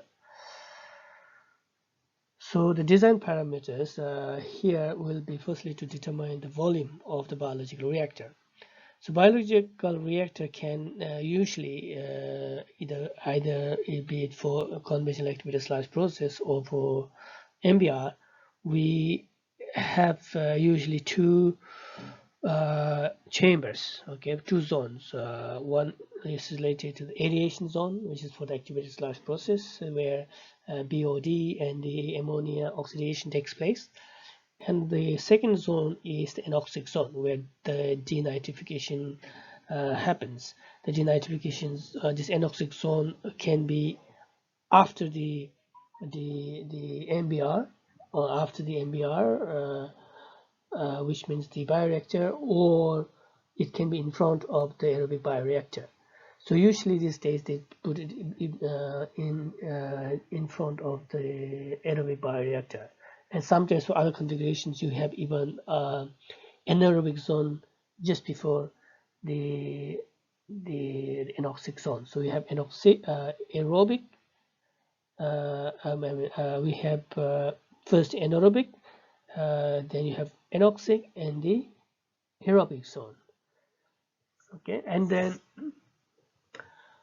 BOD concentration is another design parameter that we need to use, because this represents the food that is coming to the bioreactor, and it can be measured in terms of kg per meter cube, or milligram per liter, or gram per liter. And BOD load is another parameter we use. It represents the amount of food coming to the plant per day. Okay, this is different from BOD concentration, which is giving the amount of food present in a meter cube of water, or unit volume, whereas BOD load represents the food coming per day to the reactor. So it's how you get this, how you calculate this is you calculate by multiplying the BOD concentration, which is kg per meter cube, multiplied by the wastewater inflow that's coming meter cube per day. So if you multiply this one, you get the food coming per day. MLS concentration is another parameter useful. It represents the activated microorganisms present in the biological reactor. And SRT is another important parameter. So the sludge retention time, or the mill cells residence time. And the sludge yield is again an additional parameter that we use for this calculation, which represents the sludge amount of sludge generated per BOD at the end of the SRT. So which the unit is in terms of kg MLSS per kg BOD.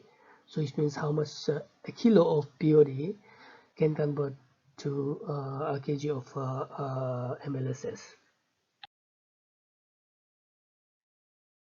Okay, first let's do the calculation, how the bioreactor volume is calculated.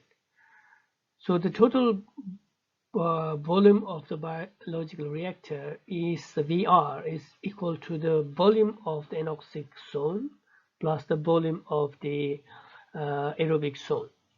So we can calculate this total biological reactor volume by this equation given here.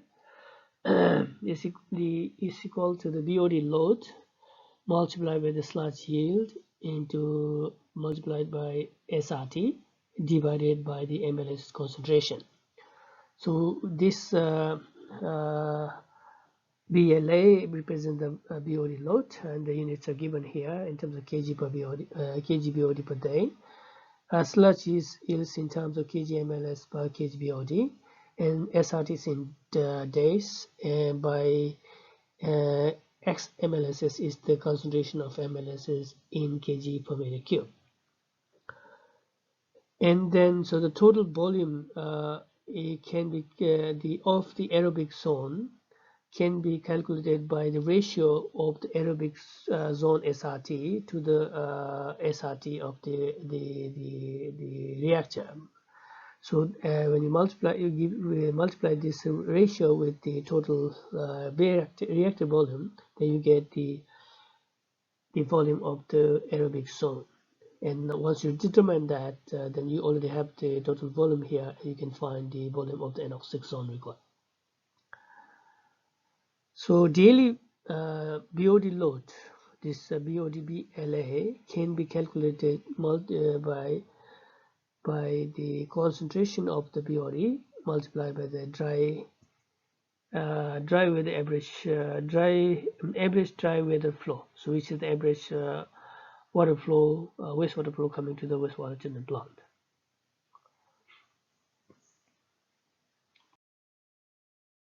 So next, once you determine the volume of the reactor, and if you have the if you and if the the height is determined, then you can calculate what's the area required for the biological reactor. Okay, now next, if you for the conventional activated sludge process is the sedimentation tank, because for conventional activated sludge process, it's a combination of the bioreactor and the sedimentation tank, secondary sedimentation tank or secondary clarifier. So if you want to calculate the area of the clarifier required, then this is how it's calculated here. It will be equal to the solids load divided by the maximum loading rate. This is the surface loading rate, multiplied by the number of clarifier that's required. So usually it's more than one, because for the maintenance purpose, so that when one is in maintenance, other can be used, and that it still keeps the plant in operation. So solid load can be calculated using this equation. Solid loads will, in terms of kg per hour, is equal to the maximum flow that's coming expected to the plant, multiplied by the MLSS. Okay, there is this MLSS because this water is coming from the bioreactor. So we are designing the clarifier here. So the concentration coming to the clarifier is the MLSS that's coming from the bioreactor, and multiplied by multiplied by the flow rate, the maximum flow rate. So how do you calculate the maximum flow rate? So maximum flow rate is the peak wet weather flow plus the return activated sludge. So we have the return activated sludge here. So this also has a certain flow. So usually it is one average dry weather flow, same as one the influent coming here. But of course you can do the calculation and adjust this based on the requirement of the SRT. And the wet weather flow is usually 3 times the dry average weather flow. Of course, it depends on the design guideline. So say if it is the peak factor is 3, then you can multiply by 3 times to get the peak wet weather flow, because this is in considering the flow variation, because although the average treatment plant may get say for example 100 million liters of water a day total, but that's the average. But the water flow can vary very much within the day, for example, or within the month, or within the season, depending on whether your wastewater sewer system is a combined system that receives the storm water, or it's just a single system.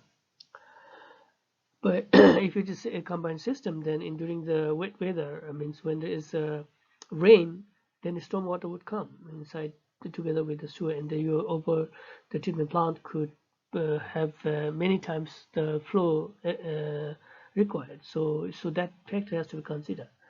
Or even sometimes during the day, people use water at different times. In the morning, everybody is washing and before going to the office work, and then you have plenty of water coming. So that big factor has to be able to manage. So so that's why we have a big factor of 3, say for example here, to get the maximum flow plus the return activated sludge flow. So this gives you the maximum flow. Okay, so if you have all these values, then you can calculate the area of the clarifier required. And if you based on the recommendations and the guidelines, if you know the height of the height of the clarifier, then you can determine what's the area required. I would say you can determine what's the volume required, because area is already calculated. Now if you have MBR design, the calculation for the activated sludge in the MBR is also the same as what we've already discussed. But here we don't have a settling tank or sedimentation tank, but we have a membrane filtration system. So you can calculate how much membrane area is required. So total membrane area required in this case is equal to the peak wet weather flow divided by the peak membrane flux. So we have to use peak flux, peak flow here because the plant has to operate even during the peak flow, right?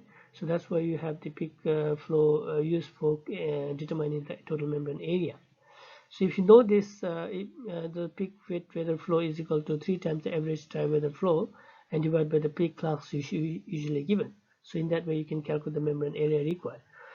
And how many membrane modules are required? You can still calculate how much of this required. You can, it will be the total membrane area required divided by the area of each membrane in the module, right? What's the total area of each one module? So if you divide that to the total of the total membrane area, then you get the number of modules required.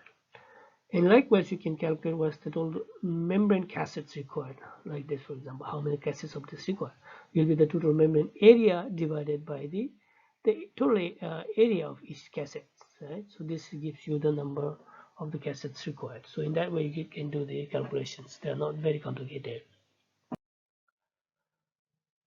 Now, the other aspects of the design for MBR or activated/process is the energy requirement for the aeration purpose. Okay, so these equations will give you how to determine the energy required.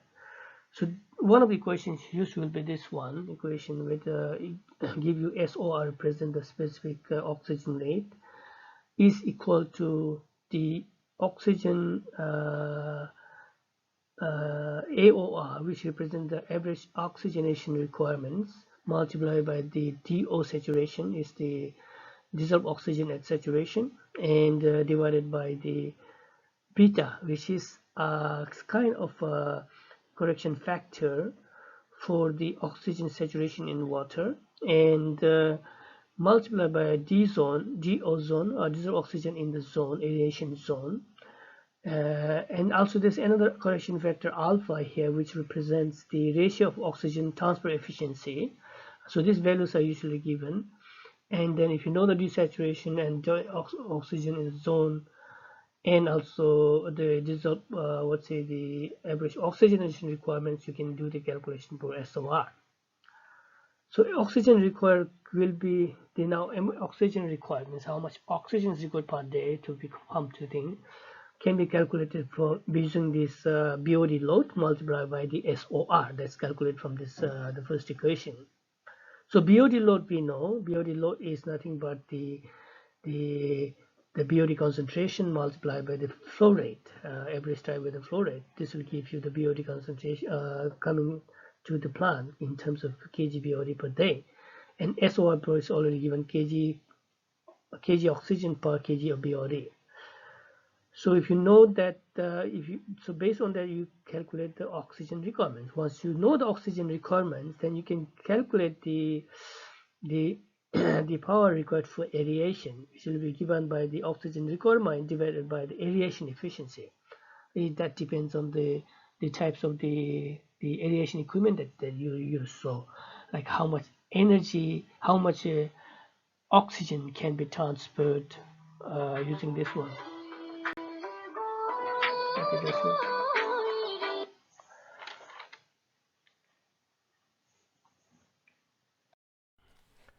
Finally, the total power required for the MBR wastewater treatment together with the activated sludge process is the power in the aeration zone plus the power of the MBR zone plus the flux power required for the flux management. So the power required for MBR zone can be calculated similar to the approach used for the aerobic zone, but except that you have you use operational parameters that's related to the MBR zone. See, the quick way to determine the power required for flux management is based on the experimental data or also obtained from the living plants in terms of kilowatt hour per meter cube of water used for filtration. For example, it's usually it's around 0.3 kilowatt hour per meter cube of power required for flux management for MBR. And this estimate has example, for example, this the equation below can, if you multiply this one with the dry average what with average dry weather flow, then you can get the approximate power required for the flux management.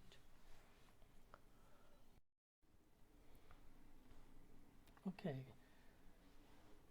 let's have some combinations of the processes for the wastewater treatment so that we can produce water to the quality for reuse, so that, and in that way we augment the drinking water. So it means we're basically replacing the drinking water for some non-potable applications. So we have one. The first one is the conventional activated sludge process that we upgrade to to the advanced treatment by the application of maybe sand filtration or microfiltration, followed by nanofiltration or reverse osmosis, disinfection, and then reuse this water for non-potable purpose. And the second option is the after primary treatment you have the MBR, followed by reverse osmosis or nanofiltration, disinfection, and then reuse. So this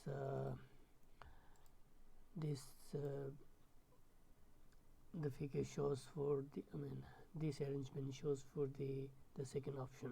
Of course, disinfection you can use UV after reverse osmosis, and then before reuse, with or without the addition of the residual chlorine. Usually the residual chlorine is added after the UV. And you can also have a one-step ultrafiltration, MBR, one-step MBR or nanofiltration. Of course, this is still not really very popular. What they do is that this instead of ultrafiltration or microfiltration as MBR, they use nanofiltration as the MBR membrane. So they put nanofiltration membrane directly into the bioreactor, and in that way produce a very high quality permeate, and then disinfect and use it. So in that way you avoid having different nanofiltration or RO unit, as is in this case in the second option. But of course you will see that you can think that there will be a lot of fouling on this nanofiltration membrane, because it's a very tight membrane, and then even when it's high quality treated water from the MBR or ultrafiltration membrane, they still have a fouling problem. So imagine if you put the nanofiltration directly into the membrane bioreactor, naturally there will be a lot of fouling problem. But this is one of the idea to save the footprint of the plant.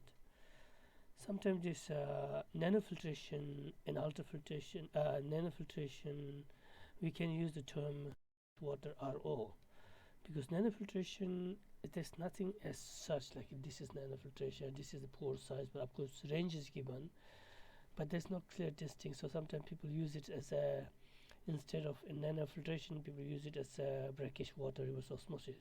So brackish water reverse osmosis is designed basically to apply for brackish water, mostly containing the multivalent divalent ions as in the groundwater. But seawater reverse osmosis has to be very tight one, because its rejection has to be very high, because the salt content is very high. But brackish water usually have much lower salinity compared to seawater, so you can use a membrane which is a bit less tight, means a loose membrane, where rejection may not be as much as the seawater reverse osmosis. So in that way you can save the. This is the process diagram of the Central Park, Sydney Central Park wastewater treatment plant, so wastewater recycling plant.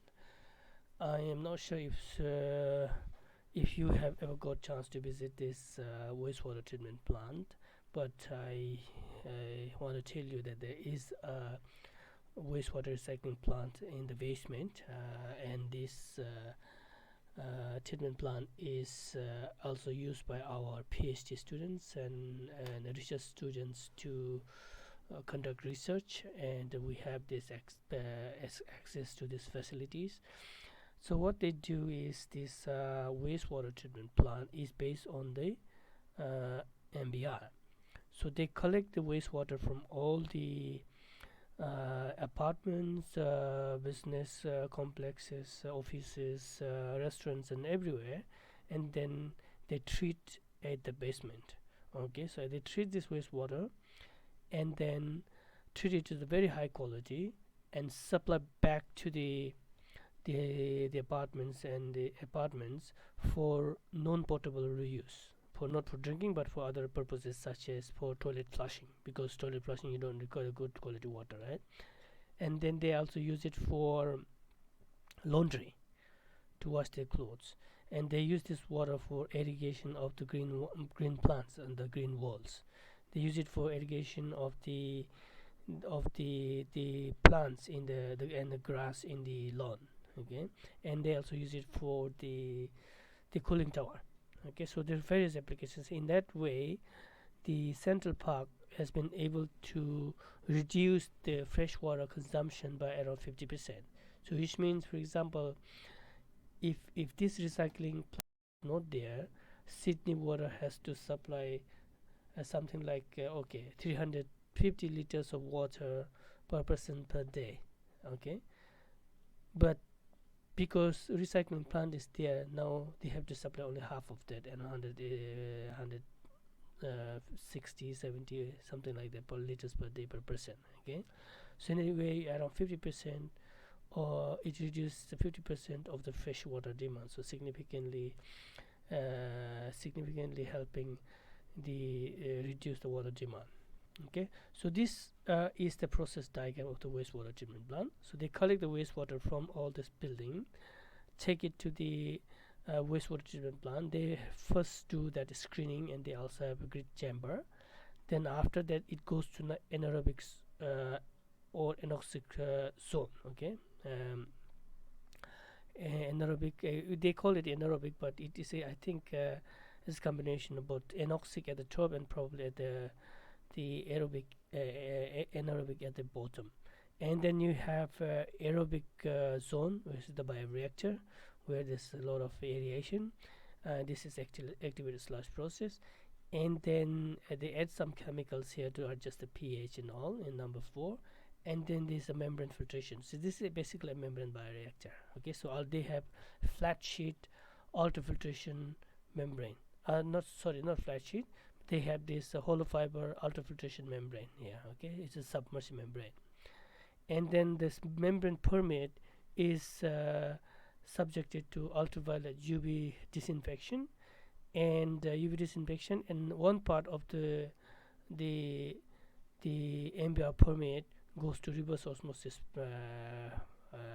plant, or reverse osmosis membranes, and then they are treated for high quality and sent into the reservoir or tank, chlorination tank.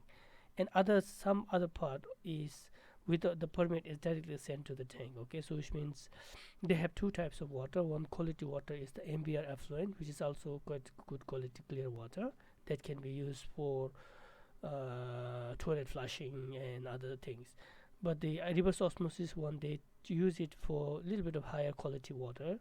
For example, they use it for cooling tower, because cooling tower, they require very low salinity water. So the salt content in the wastewater is something like around 1000 milligram per liter, or between 500 and 1000 milligram per liter. But they want less than 50 milligram per liter of salt for the cooling tower, because otherwise they'll have a scaling and problem.